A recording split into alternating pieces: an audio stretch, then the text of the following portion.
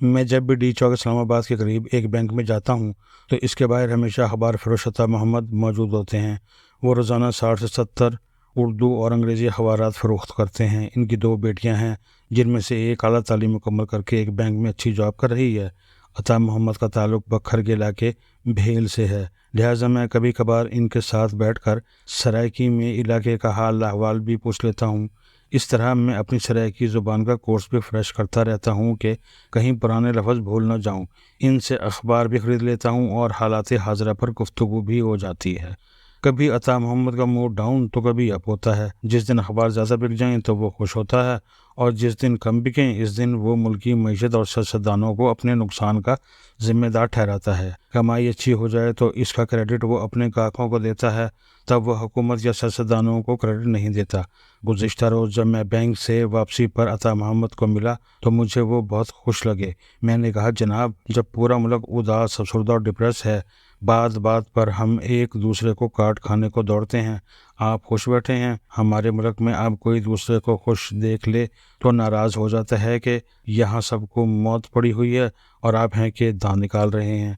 اب تو کوئی ملنے آ جائے اور آپ کسی بات پر مسکرا رہے ہوں تو آپ کو فوراً سنجیدہ ہونا پڑتا ہے، منہ پر سنجیدگی اور رونے کا انداز طاری کرنا پڑتا ہے تاکہ اگلے کو لگے کہ آپ کی زندگی بہت مشکل گزر رہی ہے اور ملکی حالات نے آپ کو کسی قابل نہیں چھوڑا۔ یہ اداکاری اب اکثر لوگ کرتے ہیں اور ہم میڈیا والے تو بہت کرتے ہیں کہ ہر بندہ جو ملتا ہے وہ یہی پوچھتا ہے کہ ہم کدھر جا رہے ہیں اور ہمارا کیا بنے گا۔ وہ اینکرز یا کالم نگار جو لاکھوں کی تنخواہ لے کر مزے کی زندگی گزار رہے ہیں، وہ بھی اچانک سنجیدہ منہ بنا کر قیامت کا نقشہ کھینچنے لگتے ہیں۔ خیر، گزشتہ روز عطا محمد خلاف معمول خوش لگ رہے تھے۔ وجہ پوچھی تو ہنس کر کہنے لگے کہ جب سیاسی ٹیمپریچر ذرا بڑھ جائے، پھٹے، گالم گلوچ، مار دھاڑ اور ہنگامے ہوں تو اچانک اخبار کی فروخت بڑھ جاتی ہے۔ کہنے لگے کہ چند دنوں سے اخبارات بہت بک رہے ہیں، زیادہ انکم ہو رہی ہے۔ میں نے کہا، آپ ان پھٹوں کی وجہ سے اپنی انکم بڑھنے سے خوش ہیں تو میں اس وجہ سے خوش ہو رہا ہوں کہ چلیں اس ڈیجیٹل دور میں جب اخبارات کی سرکولیشن گر رہی ہے، پاکستان میں اخبارات زیادہ پڑھے جا رہے ہیں۔ وہ مسکراتے رہے۔ ہر بندے کو اپنے کاروبار سے غرض ہوتی ہے، چاہے اس کی قیمت کتنی بڑی کیوں نہ ہو۔ اب اخبار فروخت کرنے والا تو یہی سوچے گا کہ اس ملک میں اگر سکون ہو تو میڈیا اور اخبارات بیچنے والوں کو تو گھاٹا ہی ہوگا۔ اس لیے میں اکثر کہتا ہوں کہ اس ملک میں 2 طبقات ایسے ہیں جنہیں سکون سوٹ نہیں کرتا۔ وہی بات کہ وحشی کو سکون سے کیا مطلب۔ ایک وہ لوگ جو ہر قیمت پر ہر ملک کے حکمران بننا چاہتے ہیں، اور دوسرے ہم میڈیا کے لوگ۔ ہم دونوں کو ملک میں افراتفری اور بدامنی اچھی لگتی ہے۔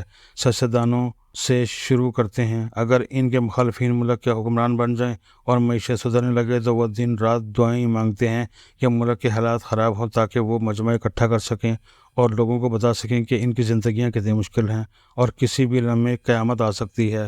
ہنگاموں اور بدامنی میں ان کا کاروبار سیاست خوب چمکتا ہے۔ حکمرانی کا ایک راز سب کو جاننے کی ضرورت ہے کہ انسانوں پر حکمرانی کی خواہش مند اقتدار کی خاطر جان دے بھی سکتے ہیں اور لے بھی سکتے ہیں۔ یہ لاکھ کہتے رہیں کہ ہم بہت مظلوم ہیں اور اپنے جیسے انسانوں کی محبت میں مرے جا رہے ہیں، ان پر کبھی اعتبار نہ کریں۔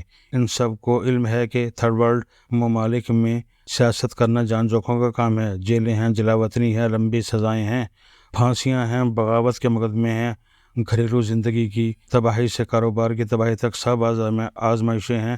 آپ قتل بھی ہو سکتے ہیں اور دوسرے کو قتل بھی کر سکتے ہیں۔ پھر کیا خیال ہے ان خطرات کے باوجود یہ سب کچھ کیوں کرتے ہیں؟ چلیں مان لیا کہ پہلی دفعہ آپ کو اندازہ نہیں ہوتا کہ پاور گیم کتنی خطرناک چیز ہے۔ آپ ایک دفعہ وزیر اعظم بنے اور سب کچھ دیکھ اور بھگت بھی لیا۔ آپ دوسری دفعہ پھر وزیر اعظم بننا چاہتے ہیں، آپ پھر اس پروسیس سے گزرنا چاہتے ہیں، آپ پھر وہی تکلیف اٹھانا چاہتے ہیں، وزیر اعظم ہاؤس سے ہتھکڑیوں میں جیل جانا چاہتے ہیں، آپ عمر قید یا سزائے موت کا سامنا کرنا چاہتے ہیں، اپنے بچوں کو اپنی آنکھوں سامنے گرفتار ہوتا دیکھنا چاہتے ہیں۔ آپ کو لگتا ہے کہ آپ کے ساتھ ظلم ہوا، زیادتی ہوئی، پھر بار بار آپ خود کو کیوں اس خطرے میں ڈالتے ہیں جس کا آپ نے چند برس پہلے تجربہ کیا تھا۔ آپ کے ورکرز مارے گئے، کئی گھرانے تباہ ہو گئے، لیکن آپ وہی سب کچھ کرنا چاہتے ہیں۔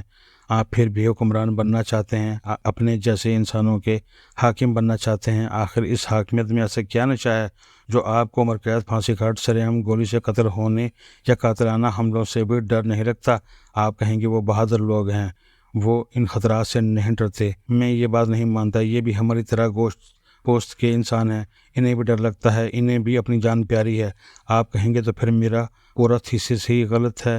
ایسا نہیں ہے، دراصل ان کے اندر لوگوں کا حاکم بن کر زندگی گزارنے کا جنون اتنا طاقتور اور خوفناک ہے کہ جو ان کی دوسری انسانی جبلتوں پر حاوی ہو جاتا ہے۔ یہ جنونیت آپ کو انسانی تاریخ میں نظر آئے گی۔ ہم زیادہ تر ہندوستان کی تاریخ سے مثالیں لیتے ہیں، ورنہ یہ کام ہر دور میں ہر جگہ ہوا ہے۔ زیادہ دور نہ جائیں تو امریکی صدر ٹرمپ کو ہی دیکھ لیں۔